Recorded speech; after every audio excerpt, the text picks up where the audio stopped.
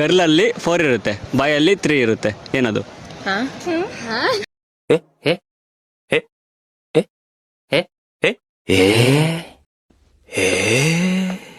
ಹಂಗಂದ್ರೆ ಏನ್ ಇರುತ್ತೆ ಅಂದ್ರೆ ಏನದು? ಏನ್ ಅದೇ, ಅದನ್ನೇ ಗೆಸ್ ಮಾಡ್ಬೇಕು ನೀವು. ಏನು ಕ್ಲೂ ಕೊಡಿ. ಡ್ರೆಸ್. ನಮ್ಗೆ ಕರೆಕ್ಟ್ ಆಗಿ ನಮ್ ತಲೆಗೆ ಹುಳ ಬೀಳ್ತಾ ಐತೆ. ಅದೇ ನೀವೇ ಕೇಳಿದ್ರಲ್ಲ, ಕೂಡ ಬಿಡೋ ಕ್ವಶನ್ ಕೇಳ್ರಿ ಅಂತ. ಆನ್ಸರ್ ಮಾಡಿ. ಗರ್ಲ್ ಅಲ್ಲಿ 4 ಇರುತ್ತೆ.